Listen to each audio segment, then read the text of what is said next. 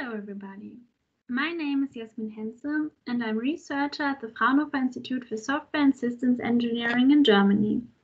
Today I'm going to present our approach to multimodal detection of tonic-clonic seizures, which is based on 3D acceleration and heart rate data from an in-ear sensor. So what's this all about? Patients with epilepsy suffer from repeatedly occurring seizures, which can cause injuries or accidents. Automatic detection of these seizures can be very beneficial. As a tool for documentation, it can improve diagnosis and thereby therapy. As a tool for alarming, it can increase safety and quality of life. The gold standard for automatic seizure detection is a monitoring using video and EEG, called video EEG, at the hospital, which is not practicable for daily life. Therefore, mobile solutions are needed. In this work, we present a multimodal approach for the detection of tonic-clonic seizures, short TCS, a seizure type that is associated with a comparatively high risk for injuries and other complications. The mobile device that we use is the in-ear sensor from Cosinus that you can see at the right. During the project EPItect, this sensor was used to acquire 3D acceleration and heart rate data from epilepsy patients at the University of Bonn Medical Center in Germany. The gold standard video EEG was used to label the seizures in this dataset. To evaluate our approach, we compare it to a unimodal one, which only uses the acceleration data. Additionally, we examine the influence of cost-sensitive learning in this scenario of highly imbalanced data.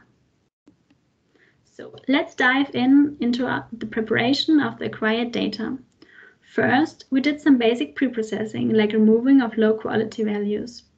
Afterwards, we used a sliding window of 10 seconds length and 50% overlap to calculate features.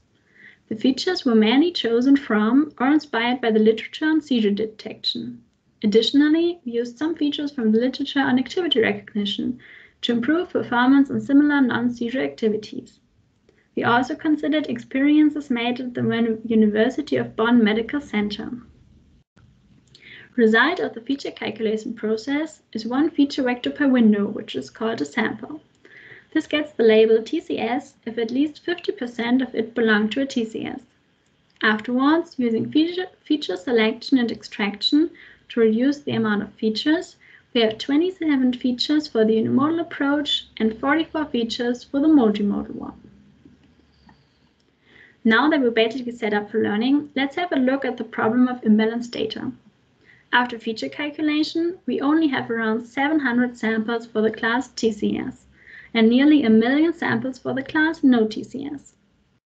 To evaluate if this can improve our results, we add cost-sensitive learning to our learning process, which basically means that we add cost for the misclassification of TCS samples as another parameter. As a starting point, we set the cost to the imbalance ratio between the two classes. For our experiments, we evenly split the dataset into a training, a validation, and a test set. This leads to 8 TCS in the training and test set each, and 7 in the validation set. The algorithms that we use are Naïve Bayes, k-nearest neighbor, support vector machine, and AdaBoost M1 with decision stumps. As metrics for evaluation, we use 3 different ones. First, we consider the number of detected TCS. Therefore, a TCS counts as detected if at least one of the samples belonging to it is correctly classified as TCS. Second, we look at the mean detection latency, which describes the time difference between the first window that was correctly classified TCS and the seizure start. Third, we consider the number of false alarms that would occur within 24 hours. As a first part of the results, here's an example from our parameter optimization. As you can see, with cost-sensitive learning, AdaBoost can detect all of the seizures in the validation set. Without, it only detects around half of them, depending on the number of iterations. Also, mean detection latency is much lower when using cost-sensitive learning. However, the false alarm rate is much lower when no cost-sensitive learning is used, greatly increases by it.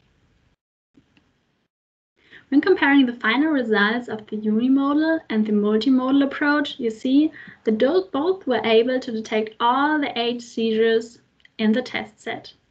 However, the mean detection latency of the multimodal approach is much lower than the one of the unimodal approach. Also, the false alarm rate is lower for each of the algorithms and for the mean of all the algorithms than for the unimodal one. To conclude, our experiments show that our multimodal approach outperforms the corresponding unimodal approach. So it seems attractive to combine heart rate and acceleration data instead of only using acceleration data for detection of TCS using this in-ear sensor. While the number of detected TCS and the mean detection latency are already very good, the false alarm rate is much too high still. To address this issue, we plan on some new aspects for future work. First, we are going to add mobile EEG as additional modality. Second, we're going to try different strategies for handling of imbalanced data, maybe also varying the cost values for cost-sensitive learning. And also other extensions are planned, like adding more data and considering more seizure types. That's it. Thank you for your attention.